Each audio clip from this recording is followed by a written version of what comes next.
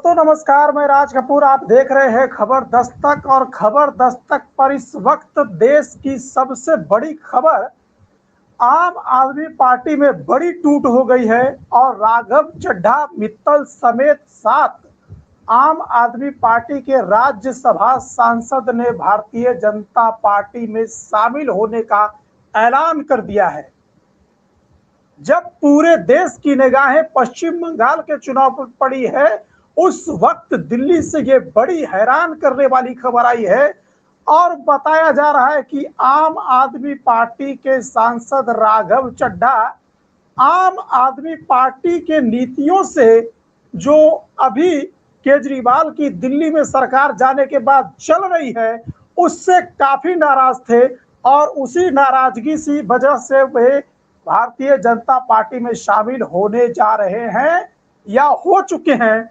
लेकिन इस भारतीय जनता पार्टी में 7 सांसदों के शामिल होने के पीछे की बड़ी वजह और असली वजह क्या है, ये जानने के लिए हमारे साथ मौजूद हैं आलोक पाठक सर।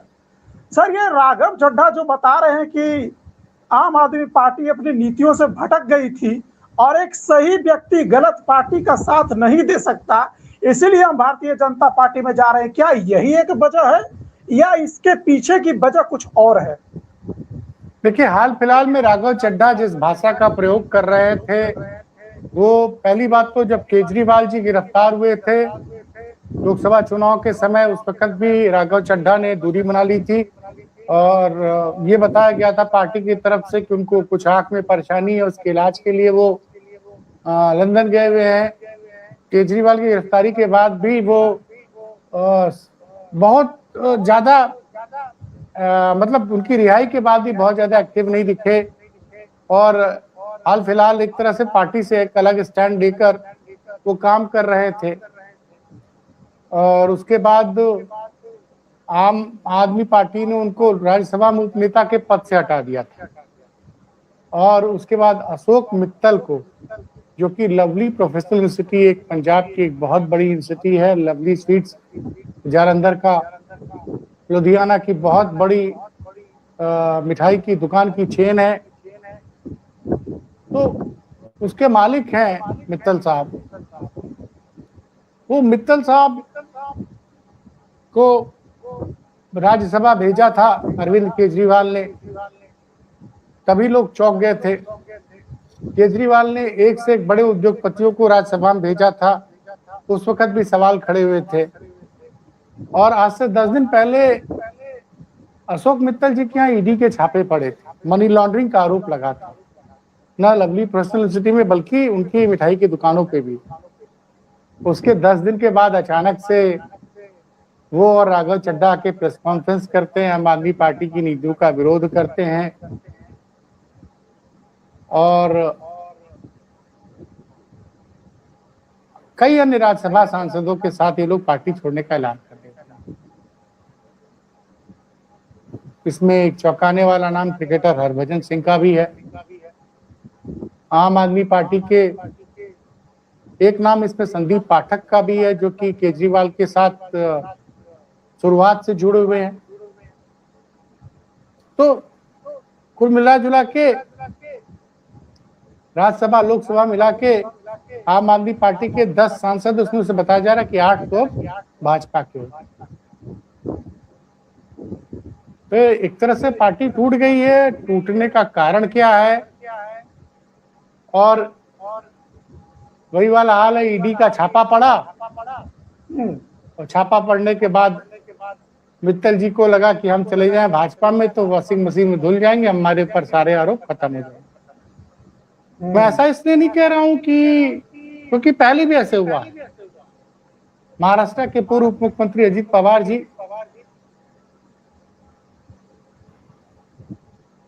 के ऊपर भी तमाम आरोप लगे थे। जब तक वो भाजपा गठबंधन के साथ नहीं थे, उनके खिलाफ जांचें चल रही थी। जैसे ही उन्होंने अपनी पार्टी का गठबंधन भारतीय जनता पार्टी के साथ कर दिया, उप मुख्यमंत्री बन गए और वो सारी जांचों में बरी हो गए। अब देखिए ना, आसाम के मुख्यमंत्री हेमंत बिश्व शर्मा जब कांग्रेस में हुआ करते थे तो ये भाजपा उनको भ्रष्टाचार के तमाम आरोप लगाती थी और भाजपा में शामिल हो गए, मुख्यमंत्री। तो लेकिन केजरीवाल के लिए बड़ा झटका है। अब अगले साल जनवरी फरवरी में पंजाब में विधानसभा चुनाव है और ऐसे समय पार्टी में बड़ी फूट। कुछ लोग तो ये भी कह रहे हैं कि अब केजरीवाल को अपनी पार्टी को पंजाब में बचा पाना बड़ा मुश्किल होगा, क्योंकि केजरीवाल के बारे में लोग बता रहे हैं कि केजरीवाल, ये ऐसा पहली बार नहीं हुआ कि केजरीवाल की पार्टी से कई लोग टूट के अलग हुए हैं। आप याद करिए, जब केजरीवाल की पार्टी बनी थी तो योगेंद्र यादव भी उनके साथ थे, कुमार विश्वास जी उनके साथ थे, शांति भूषण जी थे, प्रशांत भूषण जी थे, किरण बेदी जी थी, जनरल वीके सिंह थे। कई लोगों ने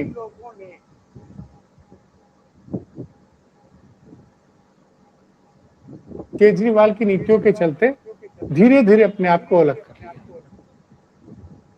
और राघव चड्ढा तो केजरीवाल ने इनको राज्यसभा सदस्य भेजा। पंजाब में अघोषित इनको बोला जाता था कि ये अघोषित मुख्यमंत्री हैं, और अब अचानक से 10 साल बाद 11 मतलब आम आदमी पार्टी का गठन 2013 में हुआ था, 12-13 में अगर मैं सही हूं तो 12 साल बाद लग रहा है हमको कि ये पार्टी सही नहीं थी। 13 साल बाद भाई योगेंद्र यादव, प्रशांत भूषण, शांति भूषण, किरण बेदी, वीके सिंह, ये लोग तो शुरुआती दिन में ही अलग हो गए।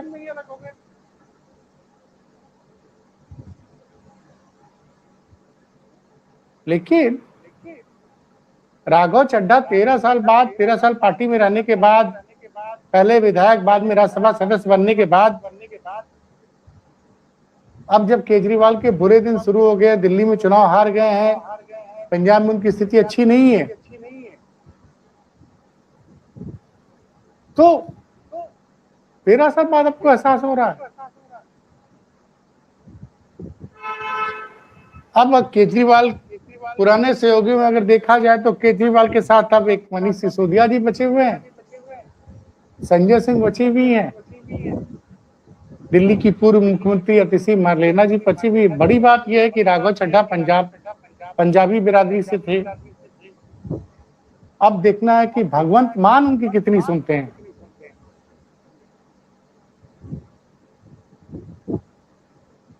और अब आम आदमी पार्टी जब अब पंजाब में चुनाव लड़ने जाएगी तो उसको 5 साल के अपने कामों का जवाब देना पड़ेगा। तो पार्टी में जो आज, मुझे नहीं लगता कि ये जो लोग राज्यसभा में आए हैं किस वजह से आए हैं, ये तो उसका असली कारण तो राघव चड्ढा जी जानते होंगे, अशोक मित्तल जी जानते होंगे।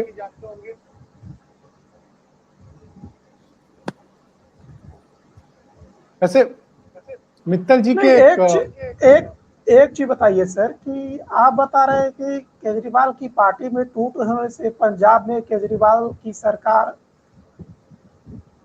नुकसान में आ गई है, या कह रहे हैं कि चुनाव में घाटा होगा। तो अगर आम आदमी पार्टी को चुनाव में घाटा होगा तो फायदा किसको होगा, कांग्रेस को होगा कि भारतीय जनता पार्टी को होगा? अब देखिए, अब भारतीय जनता पार्टी वहां गठबंधन में अकाली दल ने वहां की अकाली दल की जब सरकार थी तो भाजपा उसकी सहयोगी थी, छोटी सहयोगी, बड़ी सहयोगी नहीं रही। ऑब्वियसली आम आदमी पार्टी अगर टूटती है तो फायदा किसको होगा? या तो कांग्रेस को होगा, या फिर अगर बदली हुई परिस्थितियों में अगर अकाली दल और भाजपा का फिर से गठबंधन हो जाता है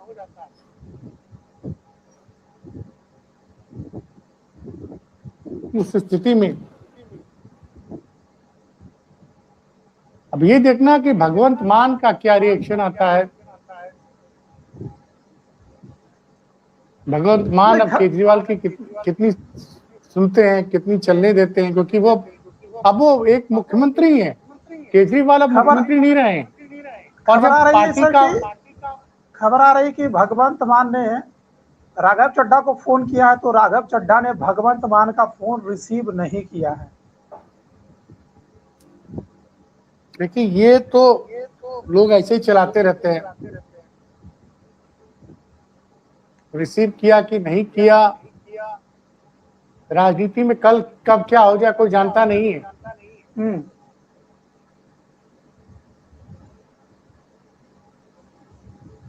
लेकिन नहीं तो आप क्या भगवंत मान पर सवाल खड़े कर रहे हैं क्या कि केजरीवाल का साथ भगवंत मान भी छोड़ देंगे? एक्चुअली केजरीवाल के बारे में माना जाता है कि वो डेमोक्रेटिक एकदम नहीं है।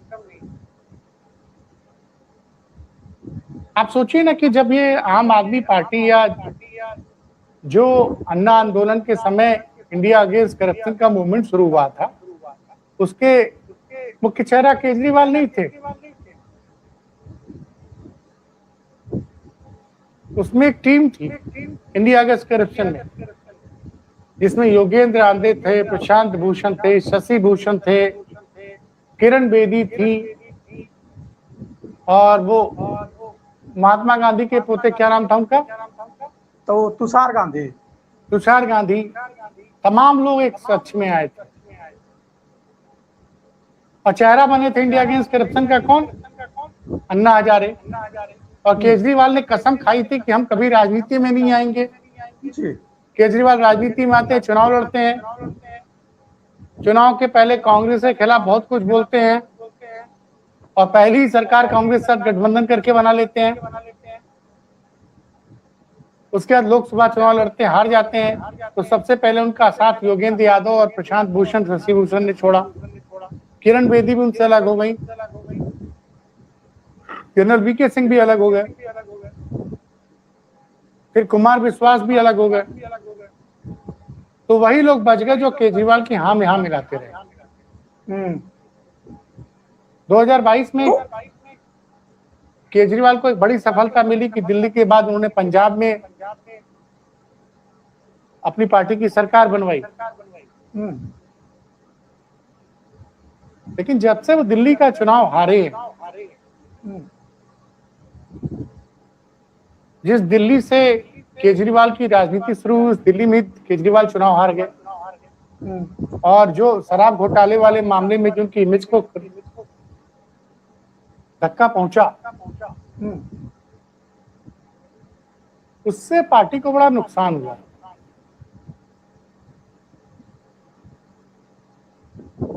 और देखिए क्या होता है। और पहली बात यह है कि आम आदमी पार्टी ने जिस तरह से राज्यसभा टिकटों का बंटवारा किया, याद करिए पत्रकार आशुतोष, वो भी तो आम आदमी पार्टी से जुड़े थे। जब पता चल गया कि राज्यसभा का टिकट नहीं मिलेगा, वो भी छोड़ के चल दिए। कुमार विश्वास भी उसमें है। कुमार विश्वास भी है। खैर, कुमार विश्वास ने कोई दूसरा राजनीतिक दल नहीं ज्वाइन किया। मतलब जिसकी भी एक अलग एक चीज तो समझ में आती है केजरीवाल की राजनीति में, केजरीवाल को जैसे कोई मजबूत छवि का नेता अपनी पार्टी में पसंद नहीं है, इनको यशमान चाहिए।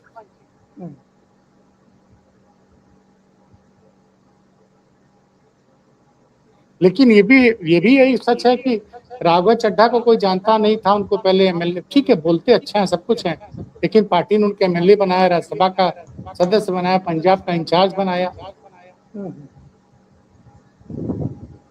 भाई अगर आम आदमी पार्टी इतनी बुरी है तो इन लोगों को पहले अपनी राज्यसभा की सदस्यता से इस्तीफा देना चाहिए था ना।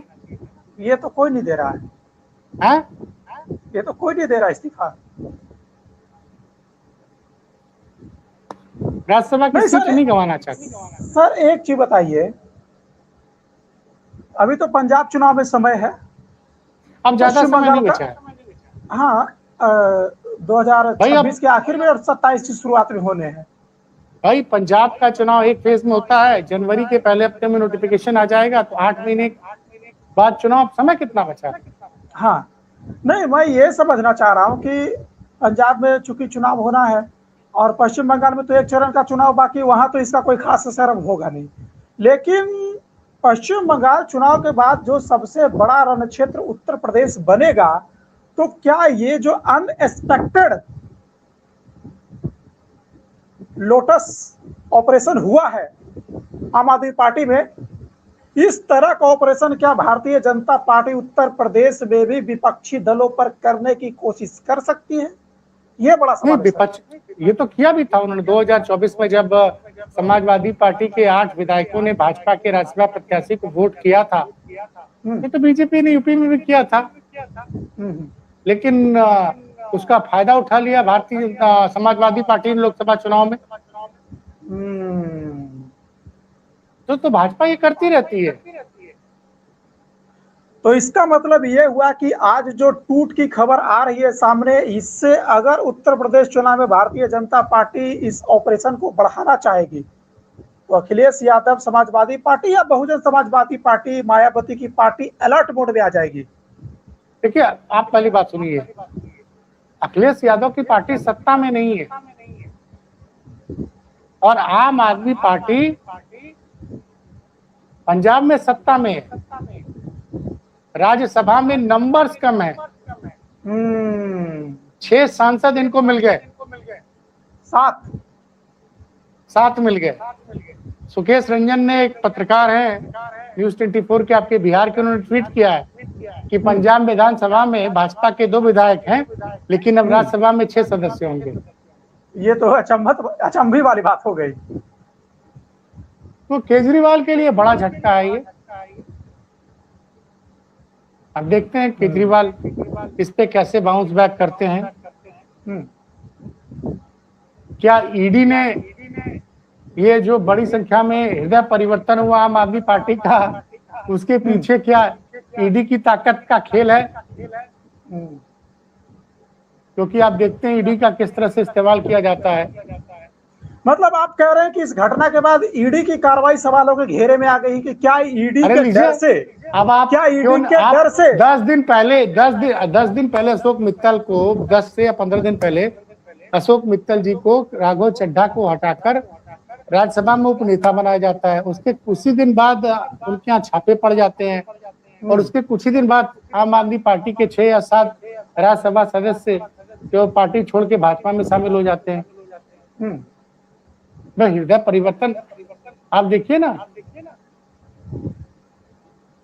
हम संजय सेठ एक समाजवादी पार्टी के कोषाध्यक्ष हुआ करते थे भाई।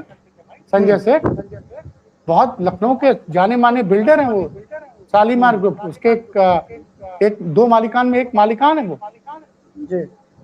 उनके पास बड़े बड़े ठेके हुआ करते थे अखिलेश यादव की सरकार में। कोई सपा के से जुड़े हुए थे, सपा के कोषाध्यक्ष भी थे। उनको समाजवादी पार्टी ने राज्यसभा में भेजा था। पहले उनके इनकम टैक्स का छापा पड़ता है जब वो सपा के सांसद रहते हैं। बाद में जब उत्तर प्रदेश सरकार बदल जाती है, उसके 1.5 साल बाद उनका हृदय परिवर्तन हो जाता है, उनके खिलाफ और भी जांचें शुरू हो जाती हैं। लखनऊ का जो फेमस जयप्रकाश इंटरनेशनल सेंटर जो बन रहा है, उसमें भी जांच शुरू हो जाती है। वो जांचों का असर होता है, इनकम टैक्स के छापों का असर होता है कि उनका भी हृदय परिवर्तन होता है। संजय सेठ भी भाजपा में शामिल हो जाते हैं।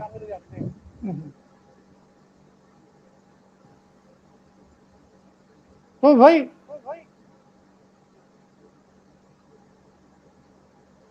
तो इसका मतलब ये हुआ सर कि सेंट्रल एजेंसियों के रूप में भारतीय जनता पार्टी कहे या कहे कि केंद्र सरकार के पास, भाई कुछ लोग कह रहे हैं कि ईडी ने बहुत अच्छा काम किया भाजपा के लिए। कुछ लोग कमेंट कर रहे हैं, मैं नहीं कर रहा हूँ, लोग लिख रहे हैं सोशल मीडिया पे। अच्छा, ईडी ने भाजपा के लिए अच्छा काम किया, ये कह रहे हैं आप? देखिए, एक रवीश रंजन शुक्ला है जी, पत्रकार है, उन्होंने जो लिखा है मैं पढ़ के सुना रहा हूँ। आम आदमी पार्टी के 7 राज्यसभा सदस्य सांसद बीजेपी में चले आए। इसमें 4 सांसद फुल टाइम नेता नहीं है। अशोक मित्तल पढ़ाई और मिठाई का कारोबार करते हैं। विक्रम साहनी पंजाब के बड़े कारोबार हैं। राजेंद्र गुप्ता कपड़े, पेपर और फर्टिलाइजर के कारोबारी हैं। हरभजन सिंह मशहूर क्रिकेटर रहे हैं। राघव चड्ढा, स्वाति मालीवाल और संदीप पाठक, ये 3 जो है उनके वो थे। पत्रकार पीयूष राय क्या लिखते हैं वो आपको मैं पढ़ के सुना रहा हूँ जी। भाई सवाल ये उठता कि ईडी के छापे के 10 दिन के अंदर ही अशोक मित्तल का हृदय परिवर्तन कैसे हो गया है? और मैंने आपको उदाहरण दिया संजय सेठ का। जी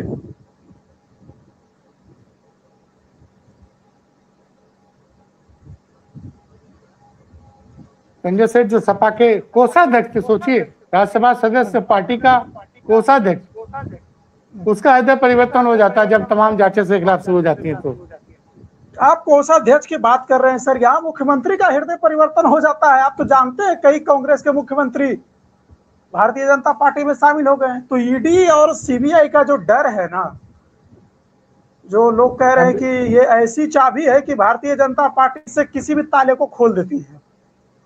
देखिए पीयूष राय का एक ट्वीट जरूर लगा दीजिए, उन्होंने लिखा है ED has worked harder than the party to poach opposition leaders. सही बात है, एकदम सही बात है। ये मैं नहीं कह रहा हूं, हाँ, पत्रकार पीयूष राय लिख रहे हैं ED has worked harder than the party to poach opposition leaders. बताइए।